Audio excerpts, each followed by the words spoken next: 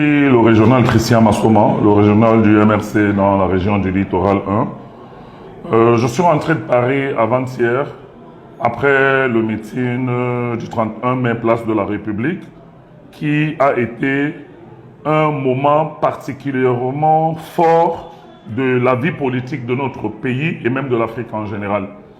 Parce que c'est la première fois qu'un leader africain, en dehors de peut-être Nelson Mandela qui l'avait fait au stade de Wembley, peut réunir autant de compatriotes de la diaspora autour d'une place mythique qui est la place de la République en France, afin de pouvoir échanger avec cette diaspora sur les enjeux futurs de notre pays, sur l'état de notre pays, sur sa vision pour le futur et sur la place que cette diaspora devrait avoir dans la vie de notre nation. Le président national, le professeur Maurice Kamto, a annoncé son retour et de manière tout à fait officielle, il a souhaité venir s'entretenir avec ses collaborateurs de la région du littoral sur l'état de lieu de la région à quelques jours de la convocation du corps électoral et pour pouvoir se projeter par rapport à l'élection présidentielle qui s'annonce à grands pas. Les points saillants de cet entretien devaient tourner autour des inscriptions sur les listes électorales, de la préparation de nos représentants dans les bureaux de vote et de l'état des contributions pour le financement de la campagne du président. Nous avons pris toutes les mesures auprès des autorités, notamment des forces de maintien de l'ordre, comme l'a dit le président dans sa sortie, pour leur annoncer officiellement le retour du président, c'est-à-dire la date de son retour et les articulations de son très court séjour à Douala, qui devrait normalement s'achever ce jour à midi. Mais à notre grande surprise, dès hier soir, nous avons noté que l'aéroport international de Douala et la résidence du président à Douala dans laquelle il est descendu ont été pris d'assaut par les forces de maintien de l'ordre. Lorsque nous nous sommes séparés hier tard dans la nuit, nous avons constaté que il y avait toute une escouade de gendarmes et de policiers au bas de l'immeuble où résidait le président à Douala. Mais nous sommes quand même rentrés sereins parce que nous nous sommes entretenus suffisamment avec les forces de maintien de l'ordre et les autorités en charge du maintien de l'ordre dans la région par rapport à cette journée d'aujourd'hui qui devait être une journée normale où le président devait venir s'entretenir avec les collaborateurs dans un premier temps et saluer ses compatriotes qui attendaient de lui réserver un petit accueil après l'événement de Paris. À notre grande surprise, dès les premières heures du petit matin, la ville de Douala et notamment l'accès au siège du MRC ici à Daïdo Grand Moulin et notamment l'accès à la résidence du président ont été pris d'assaut et il fallait montrer patte blanche dans les premières heures pour passer et après on a bloqué tous les accès. Les Camerounais qui convergeaient massivement vers le siège ont été bloqués à différents axes de la ville de Douala. Ils ont été bloqués à Ndokoti, à Carrefour Rajib, ici à l'axe Loubé-Panda, un peu plus à Kamtel. Ici, il y a eu plusieurs barricades autour du siège, sortant du marché, sortant de l'école publique de Daïdo. Bref, à tous les niveaux, même à Bonabéry, on a bloqué des Camerounais et des compatriotes qui voulaient ici venir saluer le président et lui réserver l'accueil qu'il mérite après notre meeting historique de Paris. Alors, ce que nous voulons constater, c'est que si, comme l'a dit le président, on avait voulu cacher quelque chose ou on avait voulu être dans une forme d'affrontement, on n'aurait pas procédé avec cette méthode d'aller vers les autorités pour leur dire que voici le trajet du président, voici ses articulations durant son séjour. Alors qu'est-ce qui cache une telle situation ou un tel déploiement et un tel musellement de notre leader? Donc voilà la question que nous nous posons aujourd'hui. Au moment où je vous parle, le président est toujours séquestré à Bonapriso dans sa résidence et il ne peut pas sortir et il n'a pas pu venir à la rencontre de ces milliers de Camerounais qui, malgré les conditions drastiques de sécurité et les différentes barrières, ont fait le déplacement pour venir communier avec leur leader ici au siège du parti à Daïdo. Alors, fidèle à sa réputation d'amoureux de la paix et de leader attaché aux valeurs de la République, le président voyant l'heure qui est en train de s'écouler, a décidé de s'adresser à ce peuple massé ici à Daïdo et leur a demandé de rentrer dans la paix et la dignité dans leur domicile respectif. On nous accuse tous les jours d'être un petit parti, de n'avoir pas des élus, d'être un parti de Facebook, de TikTok et de WhatsApp ou j'en sais rien.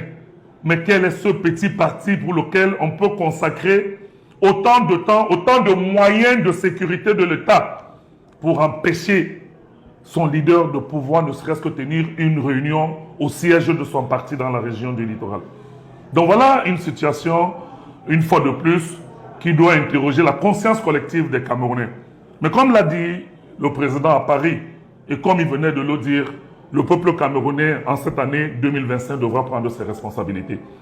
Et ce que nous avons vu aujourd'hui nous pousse à croire que le peuple veut déjà prendre ses responsabilités, mais le président insiste toujours que nous n'avons jamais vendu autre chose que notre idéologie qui est de changer le Cameroun à travers les unes et dans la paix.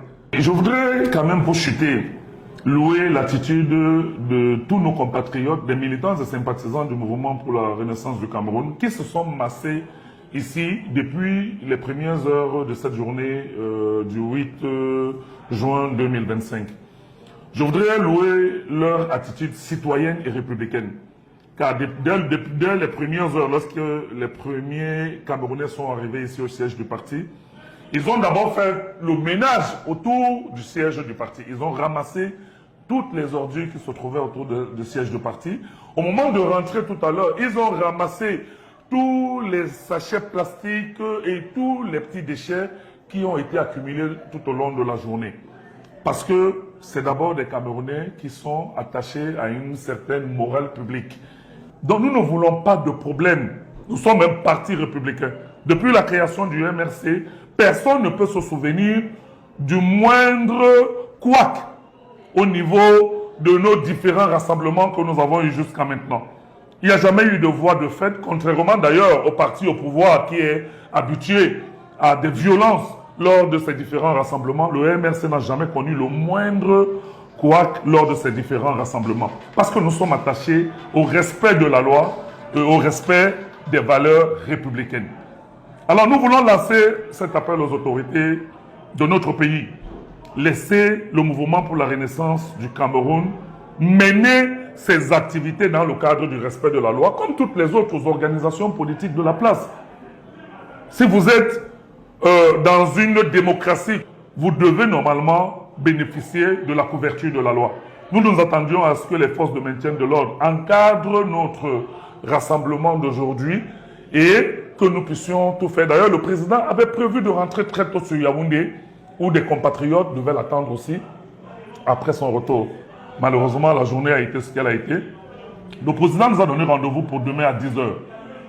Aujourd'hui, nous étions dimanche, le 8. Demain, nous serons lundi, le 9. Depuis une dizaine d'années, je vous montre méthodiquement pourquoi vous devez être prêt à vous battre. Je vous ai montré comment les lois du Cameroun sont parfois piétinées. Regardez, écoutez à nouveau mon message de 2020. Je parlais déjà du piétinement de la loi. En 2025, je vous parle du piétinement de la loi. Je vous parle d'un pays où il y a des lits de justice, où même la plus haute juridiction politique du pays, c'est-à-dire le Conseil constitutionnel, a désigné une juridiction compétente dans une procédure et la juridiction en question a dit je ne suis pas compétent. Je vous parle d'un pays où nous demandons depuis plus d'un an à ce que l'organe électoral, qui est de par la loi un organe indépendant, affiche la liste électorale nationale, c'est-à-dire le corps électoral. Et nous n'avons pas obtenu de réponse à ce jour.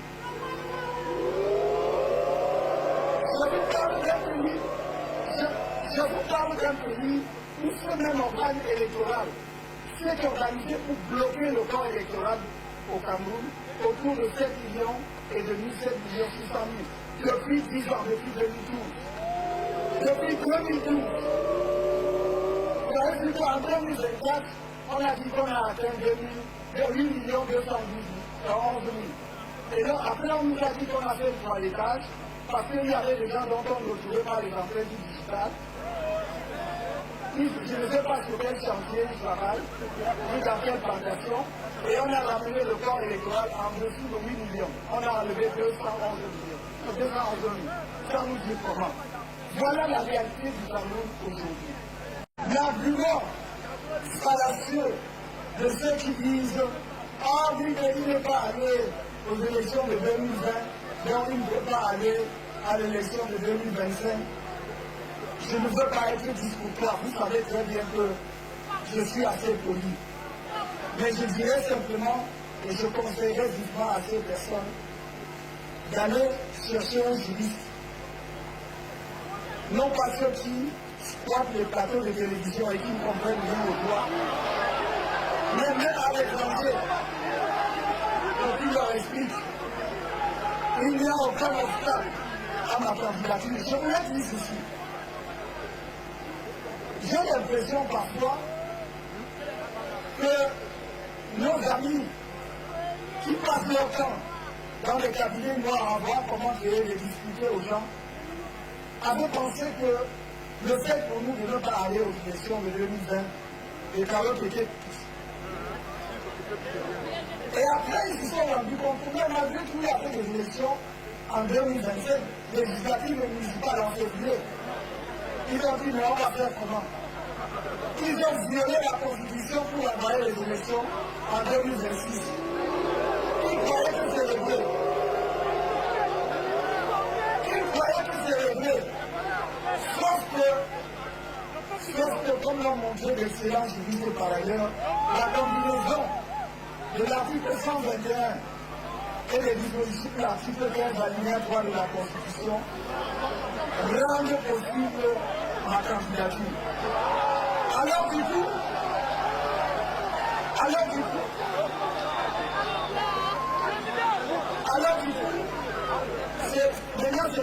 c'est comme une folie. Même ceux qui avaient fait des études, y compris en venant ici, ils ont brûlé leur tête, ils ont tout décidé pour aller au quartier. Maintenant c'est le droit du quartier, ils sont sur le quartier. Mais c'est une honte pour nous tous, et nous ne devons plus accepter cela. C'est pour cela que j'ai dit qu'il y aura toute ma protection. Pour ce cas-là, vous pouvez être contre moi, Jassim, mais il y aura ma protection.